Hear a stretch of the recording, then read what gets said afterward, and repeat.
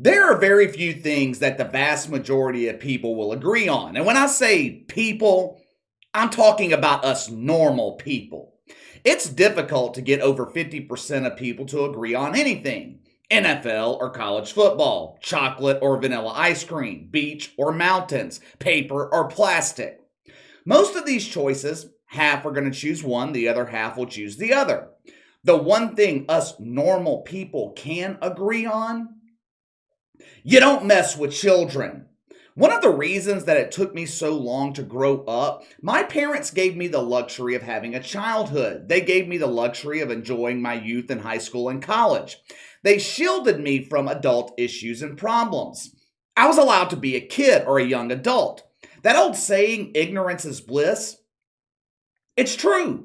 When you're under the age of, 22, 23, 21, whatever, there's something nice about being clueless. You make mistakes because you don't know any better. You get into trouble because you're figuring out the difference between right and wrong. You have this innocence to you, this clueless innocence.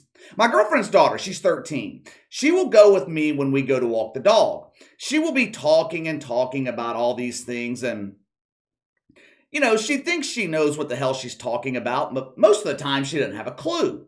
I'll be sitting there listening, and it reminds me of all the times that I would be talking to my dad, and I thought that I was teaching my dad about something, telling him about things that I thought he didn't know. And the entire time, I was the one that was completely fucking clueless. It seems like kids today, they're forced to grow up. They're losing their innocence at a younger and younger age. Part of the reason for that? Woke shitfucks are stealing their innocence. There are many ways deacons of Woke United Methodist are stealing the innocence of kids. Instead of teaching first graders how to read and write, they're teaching them how to properly use the broom handle. Instead of showing the infamous sex video to middle schoolers, you guys know the video I'm talking about, we all watched it, where they teach preteens about human reproduction in school.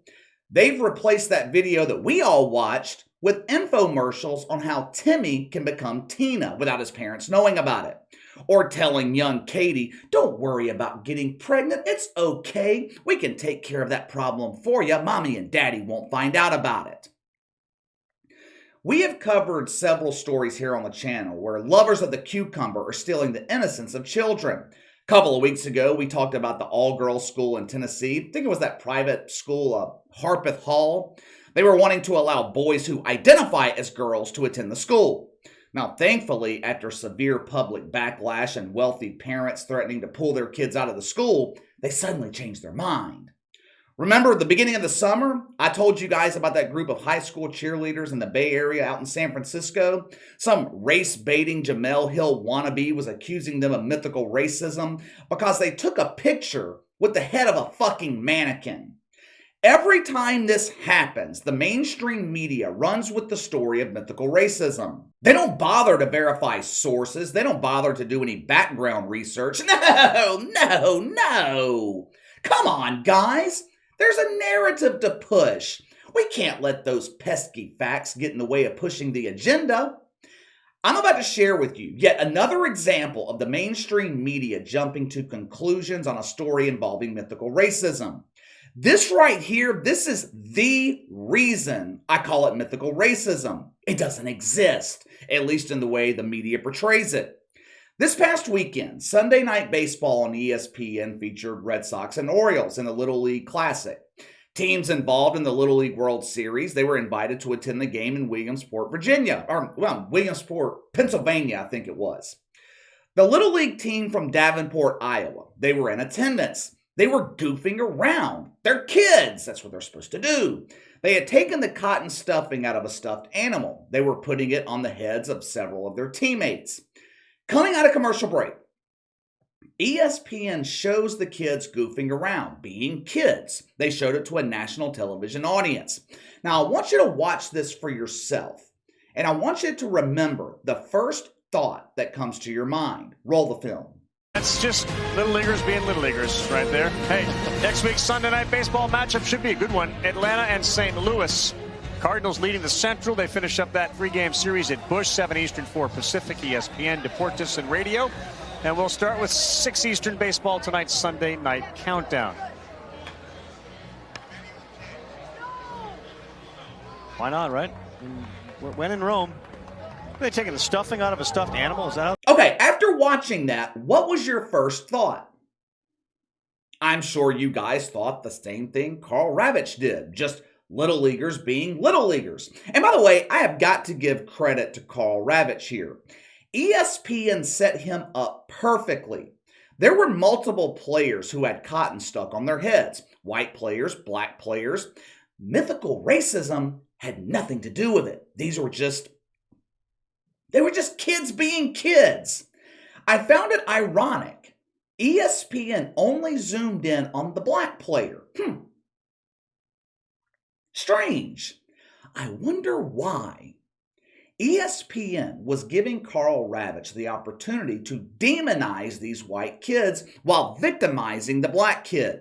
Look at those evil white kids. They are torturing that poor black kid. They are reminding him of the years he spent growing up as a slave. Oh, my heart is breaking. I can't stop crying. Someone please grab me a tissue. Oh, wait, tissues are made of cotton. Get me a towel. Oh, towels are made of cotton too. Please call Shay Shay Sharp. Have him lick the tears off my face. Carl Ravitch refused to take the bait. He wanted no part in bobbing for Shay Shay's apples. My inside sources at ESPN, they tell me management has taken away his woke hug privileges. No more love from Stephen A. Smith. No more insertion from Max Kellerman. Carl Ravitch, he finds himself in the ESPN basement next to Sage Steele. Now, the rest of the mainstream media, they ran with the story of mythical racism. Headline at the Washington Post: Black Little Leaguer covered in cotton sparks outrage. Yahoo Sports: Black player covered in cotton by evil white teammates. The Huffington Post, the Daily Mail, I could go on and on. ESPN knew exactly what they were doing here. They didn't show any of the white kids getting cotton applied to their heads on purpose. That does not fit the narrative. They only showed the black kid. They zoomed in close enough so you could only see white arms. They knew their butt bongo partners in the media would run with the story. They also knew none of them would explain what really happened. Some media outlets are reporting that this black kid was extremely bothered. You can see it all over his face. He's a tortured soul having to endure this mythical racism. It's eating him alive. Let me show you an example of exactly what I'm talking about. Let me show you an example of this fine media coverage. Darren Haynes is a former SportsCenter anchor. In other words, he was educated at the Woke U campus at ESPN. He now works for some local dump in Washington, D.C. In his Twitter bio, Darren Haynes claims to be an 11-time Emmy Award winner. Now, this is actually coded language. It's another form of a written woke mating call. What he's doing here, he is signaling to his lonely male followers that he can take an 11-inch cucumber. Now, listen to him explain the mythical racism behind this. Roll the film. So if you're confused why this is offensive to some people, well, part of America's darkest past was slavery. White people used to own slaves, black people were slaves, and cotton was a huge product that generated wealth in this country. But it came on the backs of enslaved Africans who worked grueling hours in conditions and situations you wouldn't wish on your worst enemy. So to see this black player being covered with cotton by his white teammates, perhaps you can understand why this is upsetting and possibly why he doesn't appear to be enjoying it either. The Little League World Series assured there was no ill intent behind the actions. And to be honest, I believe the kids were not trying to be racist. They just didn't know what they were doing was racist. But let this serve as a reminder why education is the best tool for tackling racism and discrimination. So I don't have to keep talking about senseless acts like this anymore on TV. Are you fucking kidding me? First of all, Daryl or Darren, whatever the fuck your name is, it doesn't matter. After talking about you today, I highly doubt I ever mention your irrelevant ass again. But first of all, if you never talked about mythical racism again, none of us would care.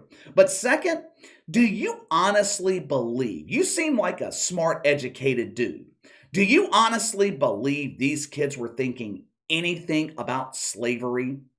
Anytime a situation of mythical racism comes up, the mainstream media always goes back to slavery. Every ethnic group at one time or another has been oppressed. I never hear the Jews whine about the Holocaust. Hitler killed millions of Jews. I don't ever hear them use that as an excuse. Muslims are being tortured in China right now. I don't hear Muslims in this country fall back on that as an excuse.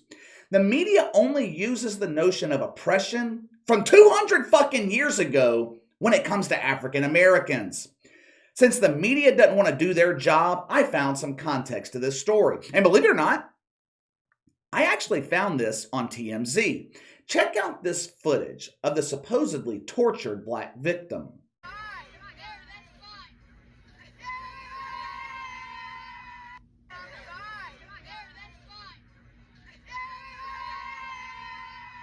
Does that kid look like he's being tortured? Does he look miserable? Does he look like he's being reminded of his mythical days of his slavery as a 5-year-old? You want to know what these kids were really doing? You probably noticed the name Jaron Lancaster in that clip. He is a stud pitcher from Hawaii playing in the Little League World Series. He's got a blonde mohawk. These kids were trying to mimic him, imitate him, not as an insult. They were doing it as a sign of respect. But you won't hear that little detail in the mainstream media. No. We can't let facts get in the way of pushing the agenda. Now, there are a lot of people defending these kids on social media, and that's good. That's great. But a lot of these same people, they're claiming that the optics of this situation are terrible, and this should be a teachable moment for these kids and parents. I cannot disagree more with that bullshit. The optics are not terrible here. This should not be a teachable moment for the kids or the parents.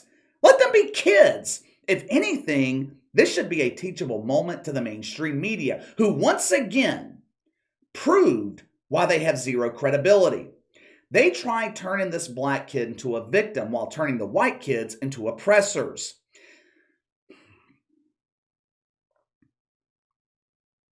This is absolutely disgusting. They took away the innocence of all these kids. Now they're coaches, now they're parents. They had to explain to them the context of mythical racism. Earlier this morning, I told you guys that 90% of people under, I don't know if it was 35 or 30 years old, but 90% of them consume their content from YouTubers like me instead of the mainstream media. This is the reason why. You can't trust anything in the mainstream media. These people are evil. They're agenda-driven shit fucks. If you're offended by a group of kids goofing around, you're the problem, not them. But don't spread your misery. Don't victimize this black kid. If he wasn't thinking it before, now he's going to be wondering, were my friends really being racist? Were they really making fun of me? Now the white kids might be hesitant to joke around with him at all because the media has an agenda to push. Give me your thoughts. This is one of those stories that kind of pisses me off. It's why we constantly expose the media here on the channel. These people are absolutely useless. I'm not even going to set you guys up with a question this afternoon. Just sound off in the comments below. Make sure to like and subscribe. Click the notification bell to receive all notifications from the channel. Best way to contact me is by email at btlkc84@gmail.com, KC_BTL84 on Twitter. I'll see you guys tomorrow.